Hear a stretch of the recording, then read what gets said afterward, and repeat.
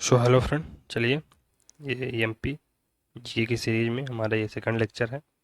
और इसमें हम मध्य प्रदेश की राज्य व्यवस्था, मध्य प्रदेश की पॉलिटी को कवर कर रहे थे। तो चलिए चीफ मिनिस्टर्स की लिस्ट को एक बार देख लेते हैं और क्या क्या महत्वपूर्ण तथ्य हैं विभिन्न मुख्यमंत्रियों के बारे में, उनके बारे में भी जानेंगे। सबसे पहले हैं पंडित रविशंकर शुक्ल। तो ये मध्य प्रदेश के पहले सीएम रहे हैं। सेंट्रल प्रोविंस और बरार प्रांत के ही शिक्षा मंत्री रहे थे। 1939 में सीपी बरार के सीएम भी रहे। इन्होंने विद्यापीठ योजना चलाई थी और इसके कारण गांधी जी ने इनकी बहुत ही तारीफ की थी। जो 1956 में स्टेट रीऑर्गेनाइजेशन कमेटी की सलाह पर जो नए राज्यों का गठन हुआ था, तो मध्य प्रदेश का 1956 1 नवंबर 1956 में गठन हुआ। 1952 के आम चुनाव में ये मध्य प्रदेश के सीएम बने और उस समय जो राजधानी थी नागपुर थी। भगवंत राव अन्ना भाऊ मंडलोई, तो ये 30 दिन के लिए सीएम बने। इनका संबंध मध्य प्रदेश के खंडवा जिले से है। 1962 में पुनः मुख्यमंत्री बनते हैं। 1970 में पद्म भूषण इनको दिया जाता है। मध्य प्रदेश के पहले कार्यवाहक सीएम थे ये, और संविधान सभा के सदस्य रहे। चलिए, तो कैलाशनाथ काटजू ये 31 जनवरी 1957 को मध्य प्रदेश के सीएम बनते हैं। ये 2 बार मध्य प्रदेश के सीएम रहे। इनका जन्म जावरा रतलाम डिस्ट्रिक्ट में इनका हुआ था जन्म, और रतलाम से ही ये चुनाव हार गए थे। तो रतलाम से ही ये चुनाव हार गए थे। चौथे हैं द्वारिका प्रसाद मिश्र। तो ये 3rd और 4th विधानसभा में सीएम पद पर रहे।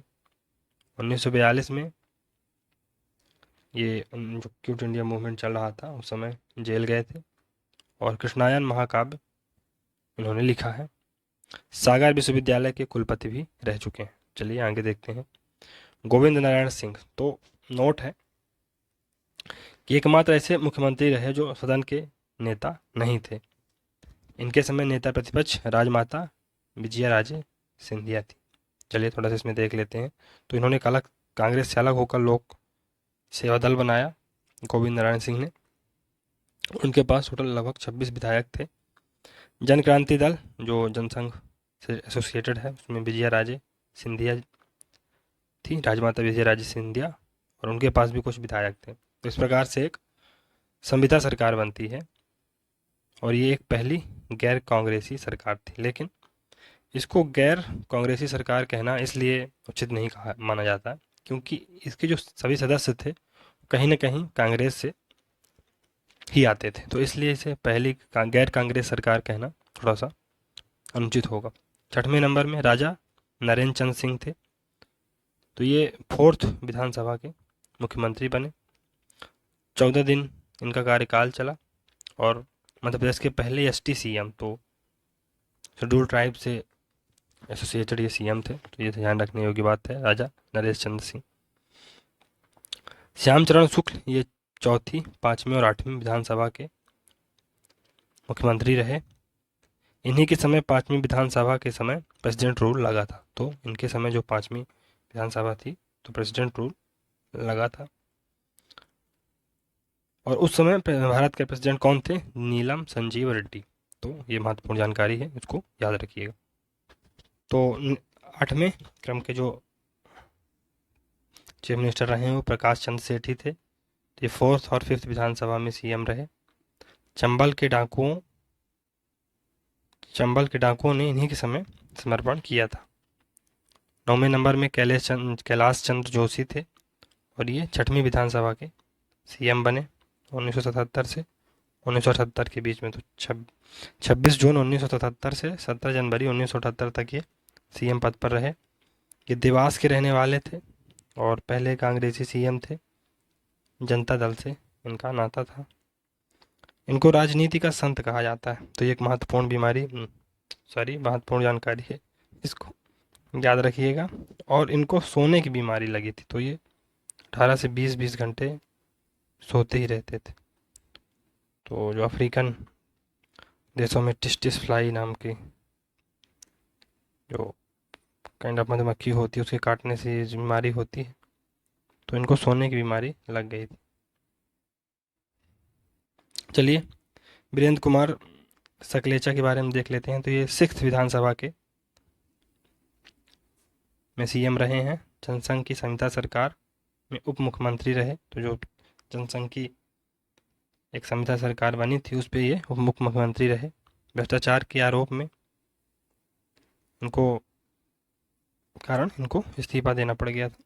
सुंदरलाल पटवा ये 6वीं एवं 9वीं विधानसभा में सीएम रहे और इन्हीं के समय जो जब 9वीं विधानसभा में सीएम थे तो प्रेसिडेंट रूल लगा था। क्यों? क्योंकि बाबरी मस्जिद इशू था, इस कारण प्रेसिडेंट रूल लगा था। और इन्हें शिवराज सिंह जी के जो शिवराज सिंह चौहान है उनके राजनीतिक गुरु के रूप में देखा जाता है। तो एक महत्वपूर्ण जानकारी है। इनके समय प्रेसिडेंट रूल लगा था, तो ये ध्यान रखने योग्य बात है। अर्जुन सिंह बहुत महत्वपूर्ण सीएम, ये 7वीं और 8वीं विधानसभा के सीएम रहे। पचमढ़ी राजभवन में इन्होंने शपथ ली थी। फूलन देवी एवं मलखान सिंह जो काइंड ऑफ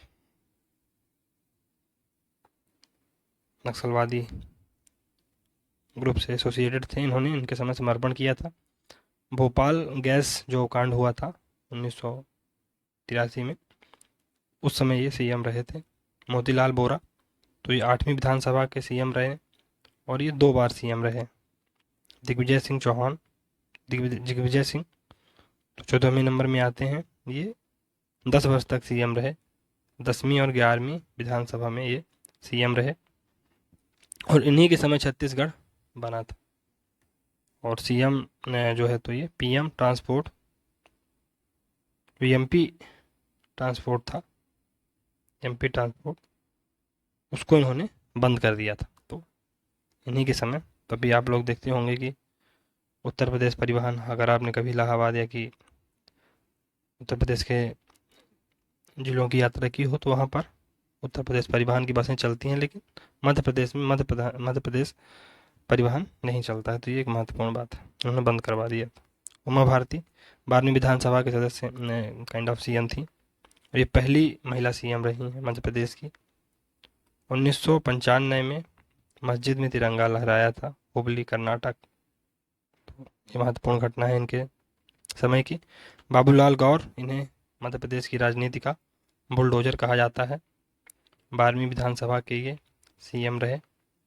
भारतीय मजदूर संघ के अध्यक्ष भी रह चुके हैं और गोवा मुक्ति आंदोलन में इन्होंने भाग लिया था। तो ये महत्वपूर्ण जानकारी है, उनके बारे में याद रखिएगा दोस्तों। शिवराज सिंह चौहान तो 12वीं, 13वीं, 14वीं, 15वीं, सर्वाधिक समय तक मध्य प्रदेश के सीएम और अभी भी हैं ही। तो ये है दोस्तों। कमलनाथ जी 15वीं विधानसभा में सीएम रहे, लेकिन 2020 में कुछ राजनीतिक उठापटक के कारण उनको इस्तीफा देना पड़ गया था और उसके बाद शिवराज सिंह अभी तक सीएम बने हुए। तो चलिए दोस्तों, मध्य प्रदेश के नेता प्रतिपक्ष के बारे में थोड़ा सा जानकारी इकट्ठा कर लेते हैं। तो एक महत्वपूर्ण जानकारी है दोस्तों कि जो पहली, दूसरी, तीसरी और चौथी विधानसभा थी उस समय तक कोई मान्यता प्राप्त विपक्षी दल ही नहीं था। तो मान्यता प्राप्त विपक्षी नेता होना औचित्य के बाहर था, इसलिए कोई मान्यता प्राप्त नेता प्रतिपक्ष था ही नहीं।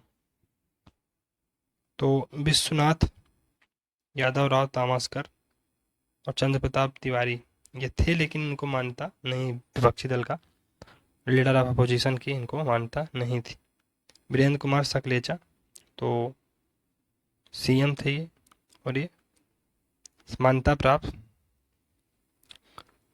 नेता प्रतिपक्ष बनते हैं। और किसी भी नेता मतलब अगर विधानसभा या लोकसभा में नेता प्रतिपक्ष बनने के लिए, लीडर ऑफ अपोजिशन बनने के लिए आपके पास 10% सीट होनी चाहिए। तो वीरेंद्र कुमार सकलेचा पहले ऐसे मान्यता प्राप्त। तो श्यामाचरण शुक्ल ये 3 बार सीएम रहे और नेता प्रतिपक्ष भी थे।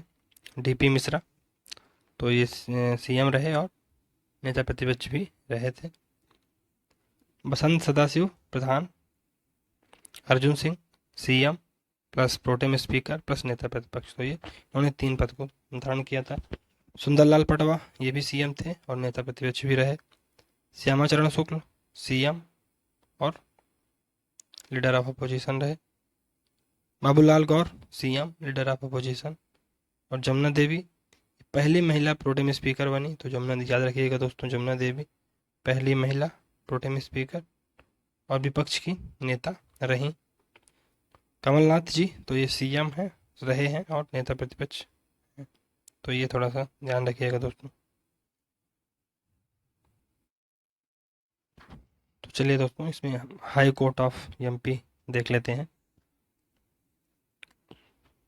तो भारतीय संविधान में अनुच्छेद 214 से 231 के बीच में 214 से 231 के बीच में हाई कोर्ट के बारे में प्रोविजंस दिया गया है।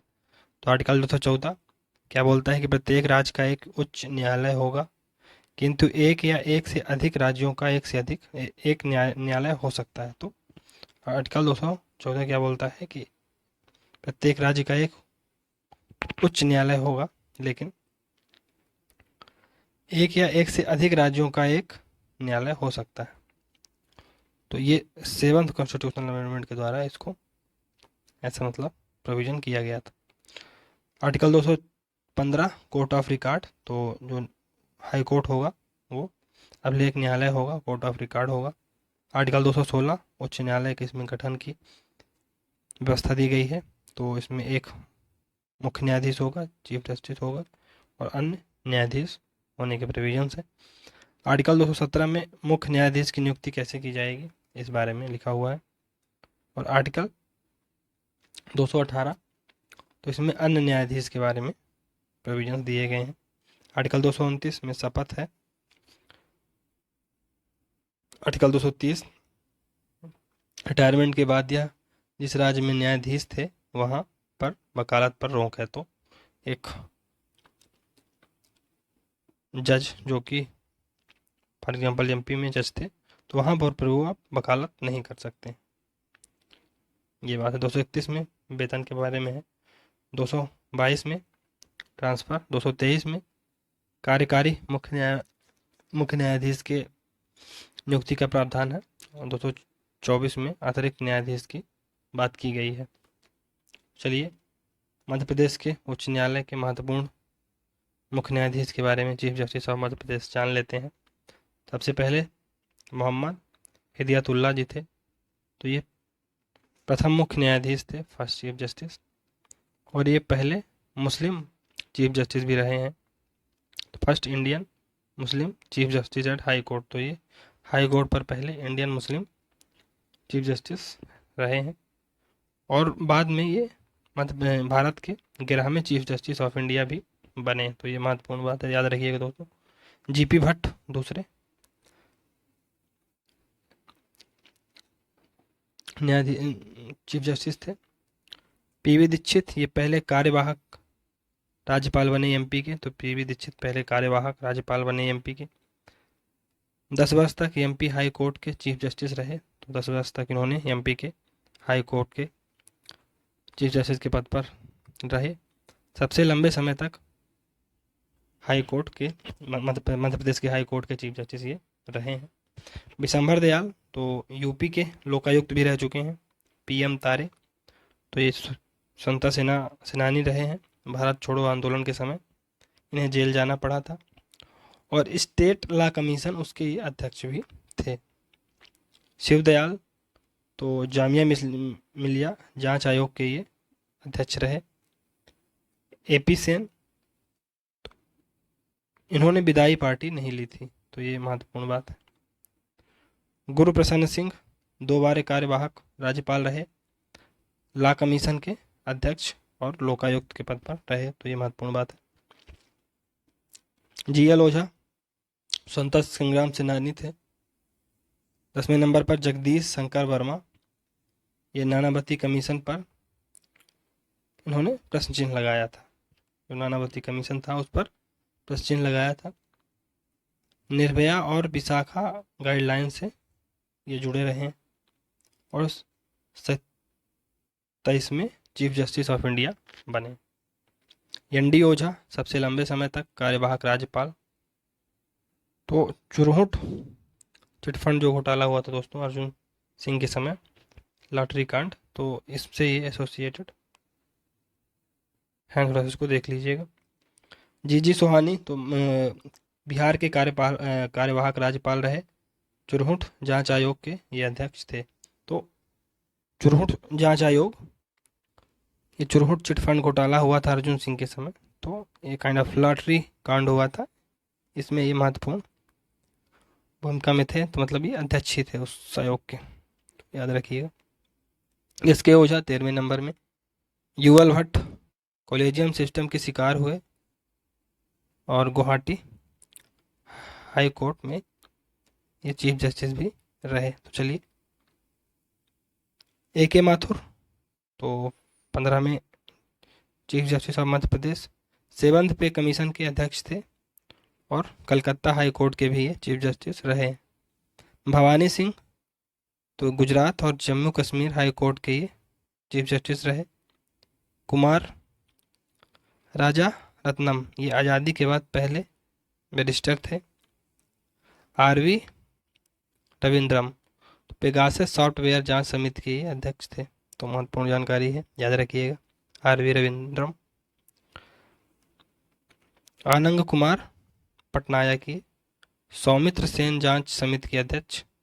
रंजन गोगोई मामले की जांच इन्होंने की थी और 2G स्पेक्ट्रम में इन्होंने सुनवाई की थी। सीबीआई जो आलोक वर्मा का काइंड ऑफ अपॉइंटमेंट हुआ था, उस पर भी इन्होंने अपनी महत्वपूर्ण योगदान दिया था, उसमें मतलब जांच वांच कुछ हुई थी तो उसमें ये इन्वॉल्व थे। सैयद रफ़त आलम ये यूपी हाई कोर्ट के चीफ जस्टिस रह चुके हैं। यूपी मानवाधिकार आयोग के अध्यक्ष भी रहे हैं। एस.बी. बोबड़े तो बाद में चलकर ये 47 में चीफ जस्टिस ऑफ इंडिया बनते हैं।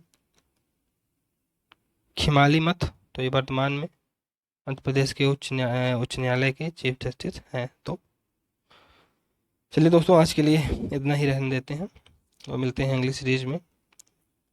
तो तब तक के लिए अगर आपको ये वीडियोस अच्छे लग रहे हैं तो लाइक सब्सक्राइब करिए दोस्तों।